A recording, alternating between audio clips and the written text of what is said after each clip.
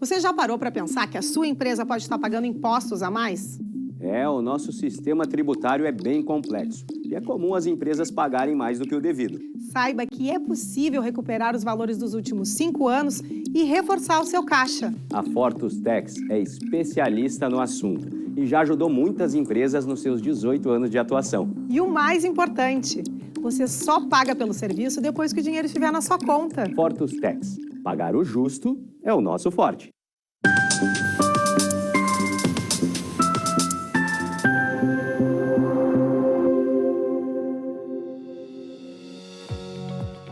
Olá, estamos começando agora o programa Papo Certo. De segunda a sexta, nesse mesmo horário, estamos aqui para trazer para vocês mais informações e esclarecimentos sobre as diversas áreas do direito, empreendedorismo, saúde, turismo, política, entre outros assuntos. Olá, meus amigos, tudo bom? No nosso Papo Imobiliário de hoje, nós estaremos falando sobre a retomada de imóveis. Para isso, estamos recebendo aqui a doutora Ilen Santos, especialista então nessa área imobiliária. Muito obrigado pela presença, doutora. Muito obrigada, estou muito feliz de estar aqui com vocês hoje. Daqui a pouquinho a gente conversa sobre isso. Então, seja muito bem-vindo à nossa bancada. E você que nos assiste já sabe, o nosso papo é interativo. Então, participe do Papo Certo, enviando a sua dúvida, sua pergunta ou comentário para o nosso WhatsApp. Um rápido intervalinho, nós já voltamos.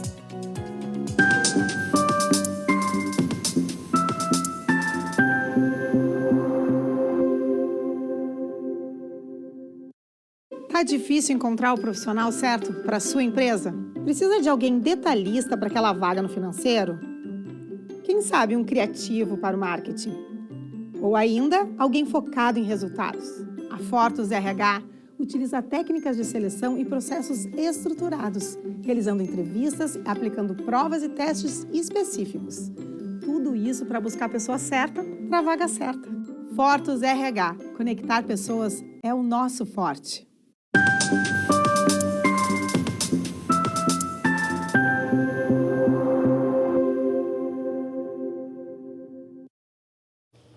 Voltamos com o Papo Certo e eu também quero lembrar vocês que o nosso programa ele é transmitido para todo o Rio Grande do Sul através aqui do canal 48.1 da Ubra e também através dos principais canais digitais. Hoje nós vamos falar sobre uma decisão do STF recente, agora mesmo do final do mês de outubro, que decidiu que quem financia imóvel e não paga pode perder a casa sem processo judicial. Bom, doutora Ilen, começando o nosso programa de hoje, explica para nós o que é essa decisão, o que é essa decisão do STF e o que ela, então, traz de impacto aí na nossa vida diária e, especialmente, qual o contexto que levou a esta decisão? Bom, essa decisão deixou bastante gente preocupada, né? Porque o que o STF decidiu? Analisou uma lei que já tem 26 anos, que é a 9514, de 97. E o STF decidiu que essa lei é constitucional. Agora, como é que a gente chegou nisso? E eu acho que eu preciso explicar para vocês do que exatamente a gente está falando, o que é, afinal, a alienação fiduciária. Mas eu já adianto que a alienação é a maioria dos financiamentos imobiliários que a gente tem no país. Então, deixa eu dar um exemplo. Vamos que eu comprei a casa do Evanir. Tá? O Evanir colocou a casa dele à venda, eu me interessei, fui ao banco, entreguei toda a documentação, o banco analisou o meu crédito e deu ok, posso comprar a casa dele. O que vai acontecer na alienação? O nosso contrato vai ter 3 partes, vai ser eu, o banco e o Evanir. Quando o meu financiamento for aprovado, o valor que o Evanir me cobrou vai direto para a conta dele, né? E eu vou ficar responsável pelo pagamento das prestações, que costumam ser por longo período, a gente tem aí prestações de 30 anos, 35 anos, e o banco vai dividir comigo esse imóvel. Então, lá na matrícula do imóvel, né, aquela que a gente tira no registro, vai ter 2 partes. Vai ter o Evanir, que era o dono, vai ter eu comprando, né, Ilen Santos, e abaixo vai dizer assim, ó, alienação fiduciária para o banco. Pode ser a Caixa, o Banrisul, enfim, qualquer banco. Bradesco, Santander. E aí vai funcionar assim, a casa é minha, eu moro. Mas, se eu não pagar, o banco me toma essa casa. Se eu pagar direitinho, lá no final, o banco vai me dar a quitação e a casa vai ser só minha. A questão aí que o STF estava decidindo é, e se eu não pagar, como é que vai funcionar isso? E aí o STF decidiu que continua valendo a lei, não precisa de processo judicial. O que é alienação fiduciária e como ela se difere dos outros tipos de financiamentos? Bom, eu gosto de história, né? Eu falei para o Ivani que eu sou formada em história, então eu tenho que contar um pouquinho dessa história. Ótimo. Até 97, o financiamento imobiliário tinha basicamente uma forma de garantia, que era a hipoteca. A hipoteca, se eu não pagasse, nesse exemplo que eu dei, o banco tinha que entrar com um processo judicial, citar, eu tinha que me defender, enfim, tinha todo aquele processo e ao final, se realmente eu não pagasse, o banco me tomava a casa. Só que isso levava muito tempo e isso dificultava o crédito imobiliário. Em 97, quando entra essa lei em vigor, a da alienação fiduciária, facilitou muito porque ficou rápido para o banco retomar, né? Então, a grande diferença da alienação para os outros sistemas é que o banco pode retomar justamente extrajudicialmente, que é o que o STF decidiu que está valendo, né? Então, como é que funciona esse... Não sei se eu estou me adiantando, vocês me interrompam porque eu saio falando. Não, por favor, pode seguir. Mas o que acontece hoje? Então, lá no exemplo que eu dei, né? Eu comprei a casa do Evanir e eu não paguei as prestações. Se eu não pagar, o banco... Olha só, gente, isso é... Muito advogado se atrapalha com isso. O banco avisa para o registro de imóveis. Ele avisa assim, seu registrador, a Ilen não está pagando as prestações. Notifique a Ilen para que ela pague essa dívida aí, vai dizer ali o valor da dívida, em 15 dias. Se ela não pagar, eu pego a casa de volta. Aí eu vou receber uma notificação, né, e vou ter um prazo ali para negociar, para pagar. Se eu não pagar, passado esse prazo, o banco vai dizer assim, seu registrador, a Ilen não pagou. Então, vamos retomar o imóvel. E aí o banco vai fazer o pagamento do ITBI, vai fazer todo o procedimento, o mesmo que eu fiz lá para comprar, o banco faz e pega para si a casa, né? O nome desse procedimento é consolidação da propriedade. A grande questão, e aí que atrapalha todo mundo, é que tudo isso acontece na via extrajudicial, dentro do registro de imóveis. Então, a gente não tem um processo, se a gente entrar lá no site do tribunal, não tem nada acontecendo, né? Inclusive, às vezes, eu tenho clientes que dizem que ligaram para o banco para perguntar sobre sua dívida e o banco disse, não, aqui tá, tem umas parcelas em atraso aqui, mas está tudo certo. Então, realmente, o que assusta um pouco nesse procedimento é o fato dele ser todo extrajudicial. Não é o que a gente está habituado, né? Quem tem dívida, que tem uma situação acontecendo na sua vida, está habituado a entrar no site do tribunal, consultar seu advogado e saber o que acontece. E nesse caso é totalmente diferente. A pessoa pode ficar sabendo, então, se ela está sofrendo ali uma chamada desapropriação, doutora? Pode ser? A gente chama mesmo de consolidação da propriedade, mas que seria não semelhante. deixa de ser uma desapropriação. Ela pode ficar sabendo somente no dia de desocupar o imóvel. Já aconteceu. Não seria a primeira vez que isso acontece, realmente. E além da alienação fiduciária, que outros tipos de financiamento imobiliário nós temos, doutora? Hoje, praticamente não se usa outro, tá? Justamente pelo que eu estava dizendo. Então, a hipoteca é possível a gente usar, né? Ainda existe a hipoteca? Ainda existe. Ela está válida. Mas o banco vai assinar uma Ele não vai hipoteca? querer. Ele não vai querer. Porque, veja, né? Olha só, o que eu estava contando.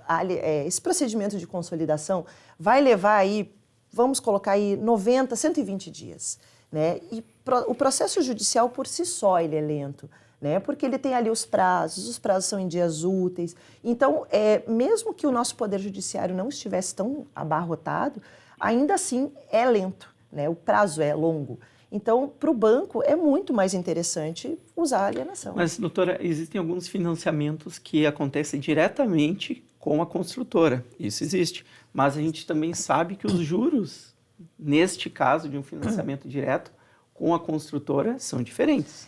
Em geral, a construtora ela vai fazer um financiamento curto, né? Então, em geral, a construtora faz assim, que eu estou acostumada a ver é 60 meses, que vão ser 5 anos, né? Então, não se compara com uma alienação aí de 300 meses, 360 meses. Então, o que acaba definindo é a quantidade de tempo. Se eu tiver condições de parcelar a minha dívida ali, o valor do imóvel, em 5 anos, em 3 anos, está perfeito. Algumas construtoras trabalham com 8 anos também, mas sempre com reforços, porque a construtora ela não tem uma grande garantia. E ela também pode usar a alienação. mas em geral acaba ficando para o Também banco. pode? Pode, qualquer não pessoa é só a pode. instituição Não é só o banco. bancária. Não. Muito Mas bem. a nossa praxe não é essa. A nossa praxe é que o banco faça.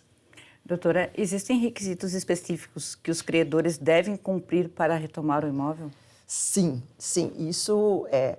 O que acabou levando essa discussão ao STF justamente foi isso. O caso era o seguinte, a pessoa comprou um imóvel, não pagou parece que 11 parcelas, e o banco foi retomar, e aí a pessoa passou a discutir para dizer que inicialmente não era constitucional essa retomada, porque precisaria do Poder Judiciário, né? Então foi isso que levou. Só que o que muitas vezes se discute é que é necessária a notificação pessoal da pessoa, ficou estranho, da pessoa. Porque, olha só, quando eu brinquei, né, eu disse assim, se eu não pagar, o banco diz para o registrador me notificar. Essa notificação, que tecnicamente a gente chama de purga da mora, ou seja, é a chance de pagar o que está devendo, né? Essa notificação tem que ser pessoal, porque é bem como o Evanir falou, imagina que um dia alguém chega na minha casa e diz, não, é que eu comprei a tua casa num leilão e eu não fiquei sabendo, né? Então, a lei, apesar dela ser muito dura nesse sentido de pouco prazo, vamos retomar, enfim, ela permite, bom, vamos dar uma chance para a pessoa conseguir pagar a sua dívida, né? Pagar o seu débito. Então, os requisitos são a notificação pessoal e isso tem sido um problema, tá? Porque a gente sabe que nem sempre acontece, é possível fazer a notificação por edital, que a gente sabe que ninguém olha, né? Então, tem outras possibilidades de notificação, mas isso é bem prejudicial para a pessoa, fica difícil da pessoa saber. O principal requisito é esse, e o contrato de alienação tem que estar registrado na matrícula, senão nem existe alienação. O requisito é registra o contrato e depois notifica a pessoa na forma que a lei exige. Muito bem. E, doutora, essa decisão do STF, então, que validou a Lei 9514 de 97, né? Isso Julgou mesmo. a constitucionalidade, ela pode ter, então, essa decisão, algum impacto sobre a taxa de juros nos financiamentos habitacionais? Eu acredito que tenha e forte. Na verdade, o grande impacto seria se o STF tivesse considerado inconstitucional. Porque é o que a gente estava falando, né? O financiamento imobiliário ele era muito complicado por causa da hipoteca, que tinha todo aquele procedimento para retomar. A alienação facilitou isso, tanto que hoje a gente tem taxa de juros aí abaixo de 6%, dependendo do programa, né? Em altos valores a gente tem aí 9%, 10% eventualmente. Então isso impacta porque diminui a inadimplência e principalmente diminui o risco do banco. E aí a gente sabe, o Evanir, que é o economista, pode nos dizer, que é o contador, né? Pode nos dizer, quanto maior o risco do empréstimo, do financiamento, maior a taxa de juros, menor a oferta no mercado. Então, os programas que a gente tem habitacionais aí, desde os de baixa renda até os de maior valor, eles vão trabalhar sim com a taxa de inadimplência e com o risco de perda do valor financiado. Existe alguma forma em que o Código de Defesa do Consumidor ele é aplicado? Isso é fundamental. Olha só, Amanda, uma das discussões que levaram a analisar a constitucionalidade é porque o Código de Defesa do Consumidor não se aplica à alienação fiduciária. Antes que os advogados tenham um chilique, deixa eu explicar. Olha só, a alienação fiduciária é uma lei de 97 específica para o financiamento imobiliário. O Código de Defesa do Consumidor é uma lei mais ampla de 1990. Então, quando se discutiu isso, se entendeu que, tanto pela idade, né, pela data, quanto pela especialidade, se aplica a lei da alienação fiduciária e não o CDC. Então, dentro dessa relação, né, na brincadeira que eu fiz, que eu comprei a casa do Evanir, dentro dessa relação entre eu e a lei, eu e o banco, se aplica o CDC. O Código de Defesa do Consumidor. Mas, nas discussões, por exemplo, eu vou dizer que como eu sou consumidora e eu sou hipossuficiente, eu deveria ter tido outra chance de ser notificada. Aí não vai valer. Aí vai se aplicar a letra da lei da alienação fiduciária. É uma notificação e acabou. Então, a gente não tem a vantagem do direito do consumidor, a proteção, quando a gente entra na discussão dos critérios ali de retomada da alienação fiduciária. Muito bem, doutora Ellen Santos. E como essa decisão do STF, então, que julgou a constitucionalidade da Lei 9514 de 97, pode impactar o mercado imobiliário do Brasil? Eu acho que vai trazer mais segurança, né? Acho que vai deixar os bancos, vamos seguir então, porque podemos continuar financiando. E aí a gente tem, desde programas habitacionais para a população de baixa renda, que facilitam o financiamento. A gente tem programas aí que vão pedir uma entrada mínima, né? Uma entrada de 10%, às vezes, do valor do imóvel, até os programas que vão trabalhar com valores acima de 2 milhões, 5 milhões. Então, é possível, essa decisão ela vai nos permitir que o mercado imobiliário continue crescendo, que a gente sabe que é motor aí do país, né? Bom, pessoal, a gente vai fazer um intervalinho. Hoje estamos falando sobre retomada de imóveis. Já voltamos em um minutinho.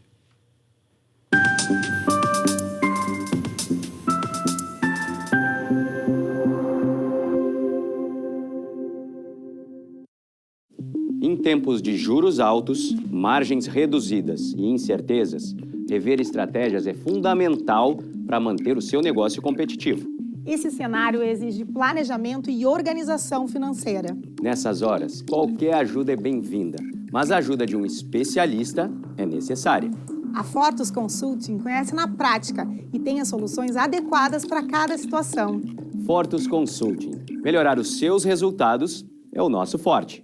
Tal ganhar o prato do seu acompanhante. Com esse app você compra um e ganha um. Simples assim. Vale também para ingressos e hospedagens. De Gramado para o Brasil, o Prime Gourmet traz experiências incríveis para você. Baixe o app grátis e assine quando for usar. Já somos mais de 500 mil aproveitando esse guia gastronômico e turístico. Faça parte desse clube também. Para o cliente, economia e experiências em dobro por um ano. Para o parceiro Prime, clientes selecionados. Uma forma elegante de utilizar descontos.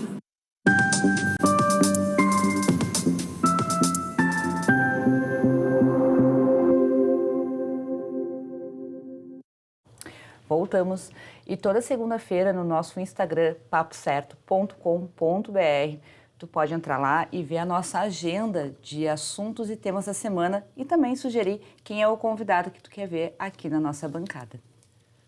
Então, doutora Ellen Santos, retomando aqui o nosso... Retomando a retomada. Certo. Essa decisão da STF, então, que julgou a constitucionalidade da Lei 9514 sobre a retomada, né, de imóveis, essa decisão pode gerar algum aumento nas questões judiciais, nas demandas judiciais relacionadas aos contratos de alienação? Olha, eu acredito que aumento não. Tá? O que acontece é que já existe muita discussão sobre isso. Que é como eu estava dizendo, né? A retomada acontece toda extrajudicialmente. Aí tem a situação da notificação. E o que a gente tem muito grave, e acho que até liga ali na história do direito do consumidor, né? É que hoje o que a gente tem? A pessoa diz, eu não recebi a notificação. E aí aconteceu da mesma maneira o procedimento de retomada. Então, o que se discute muito é a regularidade na notificação, né? Muitas vezes a pessoa não está mais no imóvel, mas a notificação é enviada para o imóvel, a pessoa não fica sabendo. Então, a gente já tem uma demanda muito grande no sentido de tentar reaver os imóveis que foram retomados e muitas vezes na discussão de juros. Então, eu acredito que se o STF tivesse decidido diferente, aí sim a gente ia ter um boom de ações discutindo a constitucionalidade. Mas, nesse sentido, eu acho que não vai ter aumento, não. Então, não significa uma discussão da lei, e sim da aplicação da lei. Isso, mais... Não mais o tema da constitucionalidade, sim, se todos os requisitos da lei 9514 estão sendo aplicados. Normalmente é isso que a gente discute, justamente essa formalidade, que ela é bem pontual e que nem sempre é cumprida, né? Então, e a chance que o consumidor tem de reaver o imóvel. Pequeno. E, doutora Ellen, essa decisão ela afeta os prazos de retomada em alguma forma? Eu acredito que não, porque o que acontece, né? Até é bom que a gente já desmistifica uma coisa. Os contratos de alienação, em geral, né, eles são modelos, cada banco tem o seu, mas em geral eles vão falar que a partir de 30 dias de atraso pode haver o início desse processo de consolidação, dessa retomada. Então... 30 dias, mas é uma parcela atrasada. É uma parcela. Não é o normal, tá? Porque nem vale a pena, né, para a gente iniciar um procedimento que, se uma parcela, a pessoa já deverá pagar. Então, não é o comum. A gente sabe, assim, por experiência, que a gente vai ter processos de retomada a partir da 5ª, 6ª parcela. Mas isso não é uma regra. Então, eu já vi falar, a partir de 3 parcelas, menos de 1 ano nada acontece. Não tem, isso é mito. Tá? A gente não tem um prazo mínimo para se iniciar o processo. Eu já tive cliente que ficou 8 anos sem pagar. Nossa. Mas isso é exceção. Mas também já tive casos de 6 meses, 5 meses de atraso, o banco iniciar o processo. Então, não existe essa regra, né? Mas os prazos também vão continuar os mesmos, né? Cada banco vai ter o seu prazo. E isso está dito lá naquele contrato de financiamento gigantesco que ninguém quer ler, né? Quando a gente assina lá e tudo bem, foi aprovado o financiamento, bacana, mas ninguém quer ler. Mas lá naquele contrato vai dizer quais são os prazos, né, como é que funciona a purga da mora, que é esse termo, né, para quitar os atrasados, o que vai ser feito, tudo está dito naquele contrato. Doutora, a senhora recomenda, então, preventivamente, que quem estiver fazendo, então, aí, com a intenção de adquirir um imóvel com aqui a alienação fiduciária, consulte um advogado especialista no direito imobiliário antes de assinar, para ter esse conhecimento todo, doutor? Gosto muito de prevenção, tá? Eu também. Eu também, mas infelizmente a gente não tem essa cultura, né? Assim, eu acredito que quem está iniciando, quem está comprando o seu primeiro imóvel, seria importante, talvez, pagar uma consulta para um advogado especialista para entender ao que essa pessoa está se comprometendo. Porque realmente é um contrato longo, é uma lei específica, então muitas vezes a pessoa não percebe, né, onde ela está se metendo, afinal o que ela está juntando ali, né, que compromissos ela está assumindo. Um assunto, hoje de manhã, quando eu estava revendo, estava lendo sobre isso, ainda tem muita gente anunciando, por exemplo, revise seu contrato imobiliário, reduza suas parcelas em até 70%. Não existe almoço grátis. Então, o que acontece? Hoje, em geral, os bancos, vamos falar assim, os bancos mais tradicionais, eles estão muito alinhados à legislação. Então, dificilmente a gente vai ter uma redução de parcela de financiamento importante. Em geral, a gente tem ali, se encontrou uma taxinha que o banco não poderia ter cobrado. E aí, isso ao longo do tempo vai gerar um valor um pouquinho mais expressivo. Mas, via de regra, não vale a pena você revisar o contrato. E a regra desse contrato estava colocada lá. Né? Às vezes as pessoas acham que ficaram desempregadas, podem revisar o contrato e vão ter uma redução. Provavelmente não, e isso está dito no contrato. Então, eu acredito que quem não está habituado a comprar imóveis, né, não é um investidor, está comprando aí seu primeiro, segundo imóvel, acho que deveria, sim, consultar um advogado especialista, verificar que tipo de contrato ele está fazendo, até para ele ficar informado, para ele ficar tranquilo ao longo desses 30 anos que ele tem aí de financiamento. Perfeito. E a pessoa que estiver inadimplente, o que ela pode fazer, como proceder para não perder o imóvel? Ótima pergunta, Amanda. Olha só, muitas vezes a pessoa pensa assim, eu recebo muita ligação assim, não, eu não estou me negando a pagar, é que agora a gente não tem condição. Na pandemia, isso aconteceu direto, porque as pessoas não tinham condição, né? Enfim, a gente lembra bem o que aconteceu, e muitas vezes faziam contato com o seu banco e ajustavam ali com o gerente o pagamento, só que esse ajuste ou não era cumprido ou não era registrado. Então, assim, a pessoa que está com, vamos falar o seguinte, passou a 2ª parcela de inadimplência, vá até o banco, mas negocie, emita o boleto e pague. Tá? Porque muita gente acaba assim, não, eu falei com o gerente disse que ia colocar para o saldo devedor, o gerente disse que ia... Isso não é acordo, né? Isso é uma conversa com o gerente. E enquanto isso não se efetiva, enquanto você não entra lá no site do seu banco, emite ali a lista de parcelas pagas e tem uma parcela em atraso ou nenhuma, não está tudo bem. Então, quem tem uma alienação fiduciária em andamento, um financiamento, tem que estar sempre atento, né? E a gente sabe que a família às vezes se complica ali na hora de um pagamento, mas não renegue o financiamento, né? Fique atento, sempre atento. Atrasou uma parcela, paga no mês seguinte, não deixa crescer esse bolo, porque quando chega o momento assim, tem um momento ali que o banco coloca, vamos fazer a consolidação, né? Vamos iniciar esse processo. A partir daquele momento, provavelmente o banco não vai mais negociar. Ou você paga tudo, ou você perde. E aí, né, a família que estava com dificuldade de pagar 1, 2 parcelas, daqui a pouco vai ter que pagar 7, 8, com juros e multa, fica muito difícil. Muito bem. E para quem já está nessa condição de inadimplente e quer saber se já está na situação de retomada, qual o primeiro passo que essa pessoa deve fazer, deve tomar? Bom, primeira coisa, conversar com o banco, né? Vá até o banco, às vezes nem por telefone a gente consegue, né? Veja qual é a situação efetiva.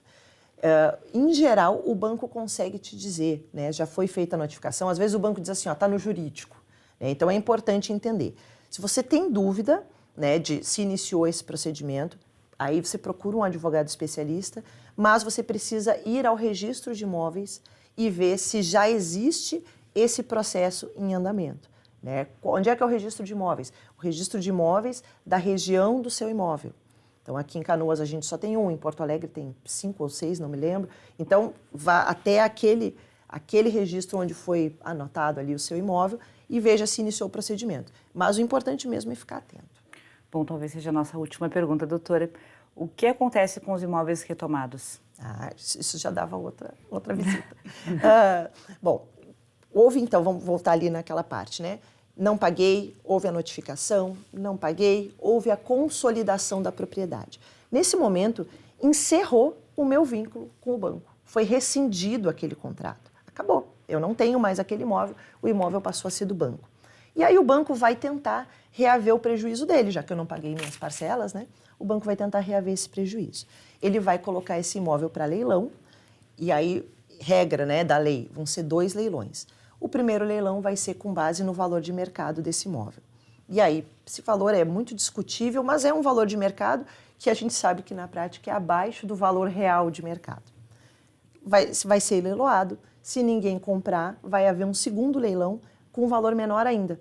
Esse valor vai ser o valor da dívida que eu deixei e tudo que o banco gastou ali com aquele valor. Então vai haver um leilão, inclusive eu mesma, né, que fiquei devendo, posso comprar esse imóvel no leilão.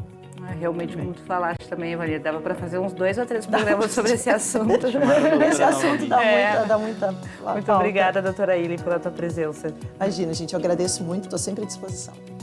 Agradeço a todos os amigos que nos assistiram e deixo um abraço grande para o pessoal lá do bairro Partenon de Porto Alegre. Bom, pessoal, então nós ficamos por aqui e na segunda-feira nos encontramos novamente às 20h30 para mais um Papo Certo inédito feito para vocês. Até lá!